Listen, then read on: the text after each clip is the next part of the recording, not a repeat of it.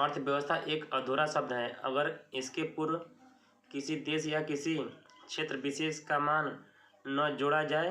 वास्तव में जब हम किसी देश को उसकी समझ। नमस्कार दोस्तों, वापस एक नए वीडियो में स्वागत करता हूँ। शाम के 4:45 हो रहे हैं। मैं अभी नहा कर रेडी हो चुका हूँ और चलिए, जैसे कि मैंने आपसे कहा था कि शाम को इकोनॉमी का मैं प्रश्न हल कराऊंगा और उसी को हल करेंगे और देखेंगे। काफ़ी अच्छा क्वेश्चन है जो लूसेंट में दिया था, मैंने देखा था सुबह, और हर एग्ज़ाम में वह क्वेश्चन फंसता है। चलिए चलते हैं और हल कराते हैं, देखते हैं। सुबह से हमारा लुक कुछ चेंज हो गया है।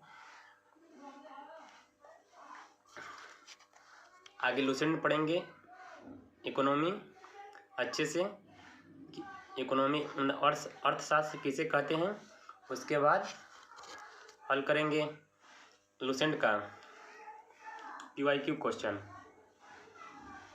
लगभग 50 करेंगे, जितना होगा जितना करेंगे।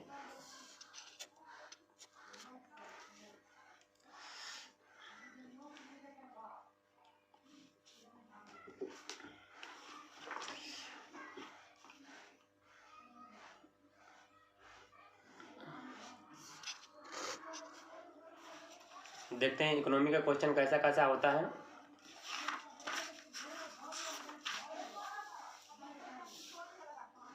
भारतीय अर्थव्यवस्था किसे कहते हैं, चलिए इसके बारे में पहले जानते हैं कि भारतीय अर्थव्यवस्था क्या है, कैसी है।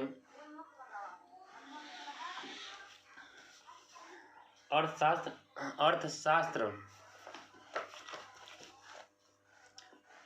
और अर्थव्यवस्था।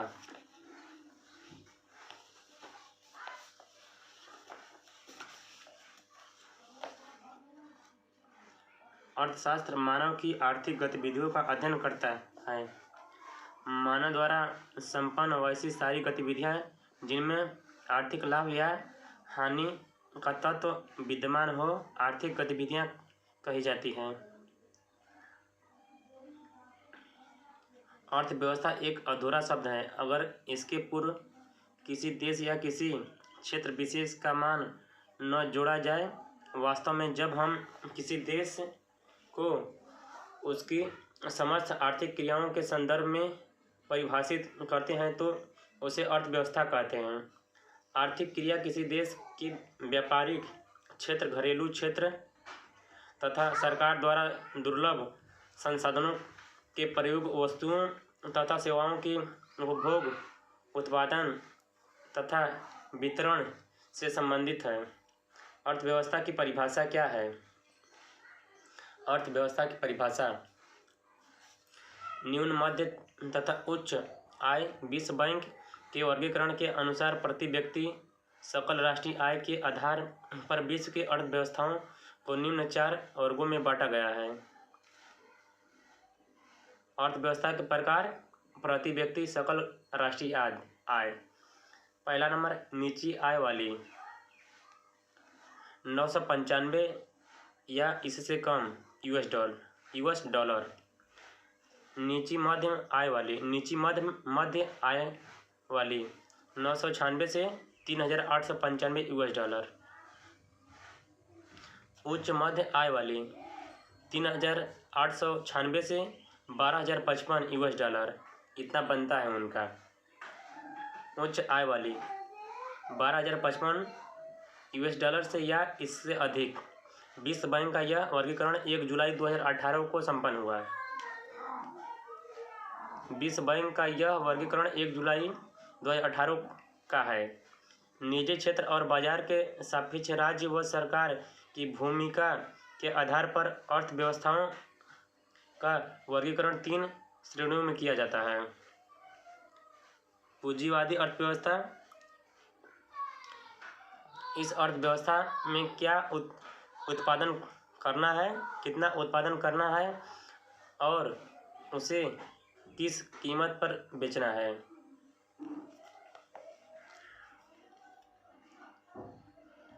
ये सब बाजार तय करता है, इसमें सरकार की कोई आर्थिक भूमिका नहीं होती। नोट करके एक क्वेश्चन।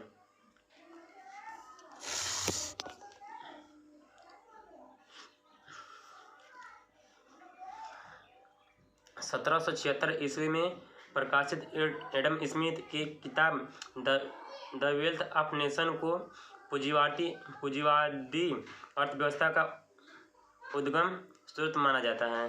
राज्य अर्थव्यवस्था, इस अर्थव्यवस्था की उत्पत्ति पूंजीवादी अर्थव्यवस्था की लोकप्रियता के विरोध स्वरूप हुआ है।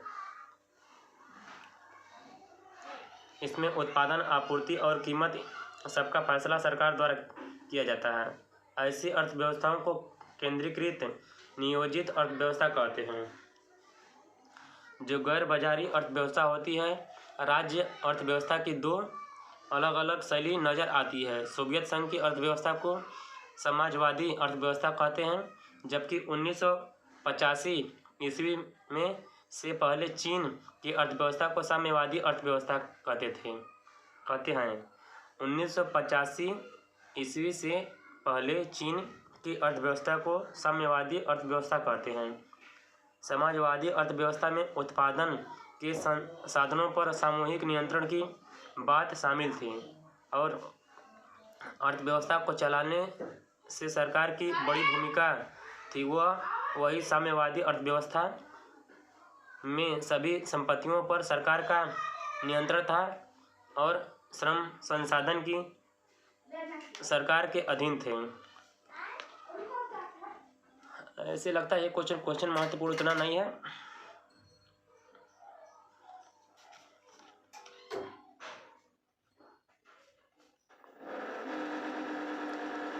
नोट करके क्वेश्चन था।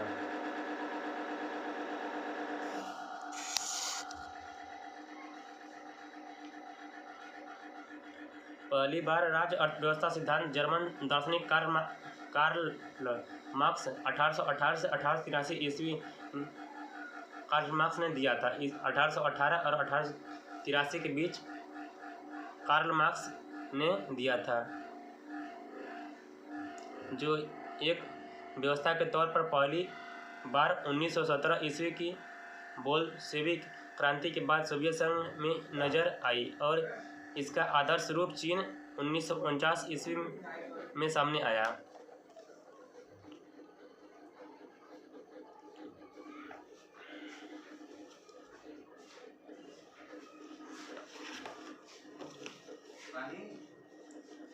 जीडीपी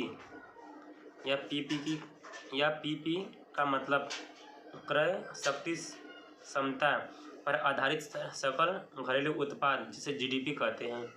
देश को वित्तीय और सांख्यिकी संस्थानों से जीडीपी या पीपीपी अनुमानों द्वारा क्रमबद्ध किया जाता है, जो बाजार या सरकारी अधिकारी विनिमय दरों का उपयोग करके गणना करते हैं। पीपीपी का उपयोग करते हुए जीडीपी की तुलना राज्य के घरेलू बाजार का आकलन करते समय नाम मात्र जीडीपी पीपीपी का उपयोग करते हुए जीडीपी की तुलना राज्य के घरेलू बाजार का आकलन करते समय नाम मात्र जीडीपी का उपयोग करने वाले की तुलना में अधिक उपयोग होती है, क्योंकि पीपीपी अंतर्राष्ट्रीय बाजार विनिमय दरों का उपयोग करने के बजाय देश की स्थानीय वस्तुओं, सेवाओं और मुद्रास्फीति दरों के सापेक्ष लागत को ध्यान में रखता है, जो प्रति व्यक्ति आय में वास्तविक अंतर को विकृत कर सकता है। पीपीपी का उपयोग अक्सर वैश्विक गरीबी सीमा को मापने के लिए किया जाता है और इसका उपयोग संयुक्त राष्ट्र द्वारा मानव विकास सूचकांक के निर्माण में किया जाता है।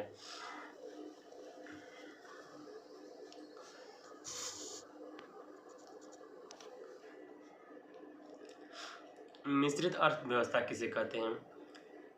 इसमें कुछ लक्षण राज्य अर्थव्यवस्था के मौजूद होते हैं, जो कुछ लक्षण पूंजीवादी अर्थव्यवस्था के यानी सरकारी एवं निजी क्षेत्र का सह-अस्तित्व। द्वितीय विश्व युद्ध की समाप्ति के बाद उपनिवेशवाद के चंगुल से निकले दुनिया के कई देशों ने मिश्रित अर्थव्यवस्था को अपनाया। इनमें भारत, मलेशिया एवं इंडोनेशिया जैसे देश शामिल हैं।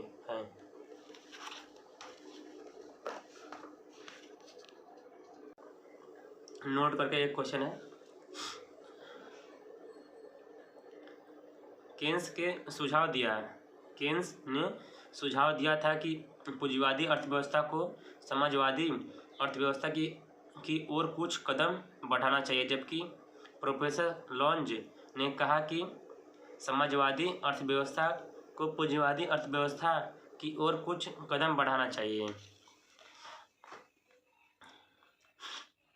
बंद अर्थव्यवस्था वह अर्थव्यवस्था है जिसमें न तो निर्यात और न ही आयात होता है, यानी ऐसी अर्थव्यवस्था का शेष विश्व से कोई संबंध नहीं होता है। अर्थव्यवस्था के क्षेत्र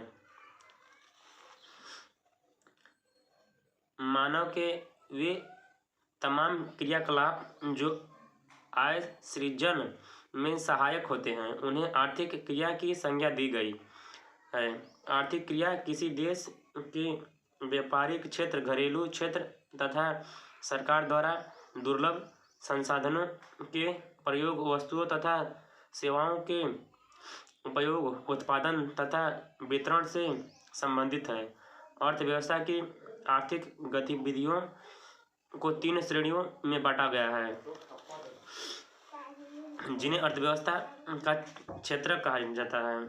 प्राथमिक क्षेत्र। अर्थव्यवस्था का यह क्षेत्र प्रत्यक्ष रूप से पर्यावरण पर निर्भर होती है। इन गतिविधियों का संबंध भूमि, जल, वनस्पति और खनिज जैसे प्राकृतिक संसाधनों से है।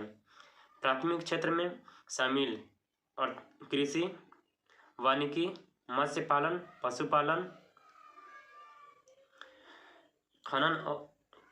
खनन और उत्खनन। इसमें संलग्न श्रम की प्रकृति को रेड कॉलर जॉब के जरिए संकेतित किया जाता है। द्वितीय क्षेत्र में क्या क्या है?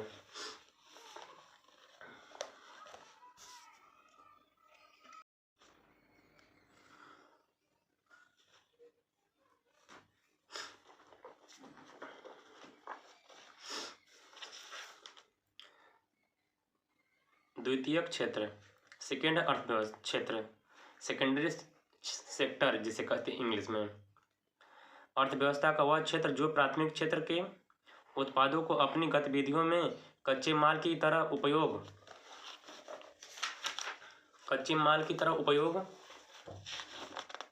करता है। द्वितीयक क्षेत्र या सेकेंडरी सेक्टर कहलाता है। द्वितीयक क्षेत्र में शामिल विनिर्माण, विद्युत, गैस, जलापूर्ति और अन्य जनोपयोगी सेवाएं।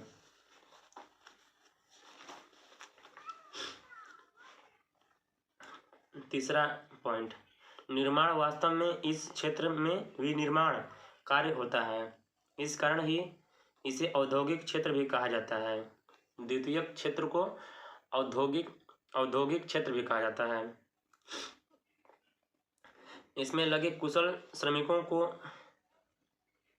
व्हाइट कॉलर जॉब के अंतर्गत स्थान दिया जाता है, जबकि उत्पादन प्रक्रिया में प्रत्यक्ष रूप से संलग्न श्रमिकों को ब्लू कॉलर जॉब के अंतर्गत रखा जाता है। तृतीयक सेक्टर या थर्ड सेक्टर कहते हैं इस इंग्लिश में।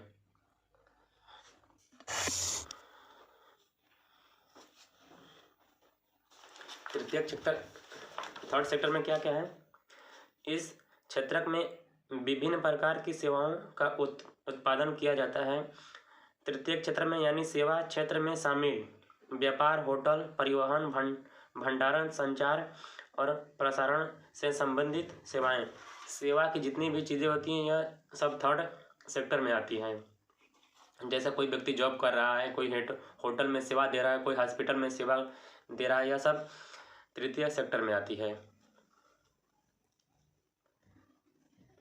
वित्तीय, अंचल संपत्ति और व्यावसायिक सेवाएं, लोक प्रशासन, रक्षा व अन्य सेवाएं। तृतीय क्षेत्र भारतीय अर्थव्यवस्था के सकल राष्ट्रीय उत्पाद में सबसे अधिक योगदान करता है। तृतीय क्षेत्र भारतीय अर्थव्यवस्था में सबसे अधिक योगदान करता है। अब चलिए चलते हैं, देखते हैं MCQ हल करते हैं अर्थशास्त्र का, देखते हैं कितना क्वेश्चन फंसता है।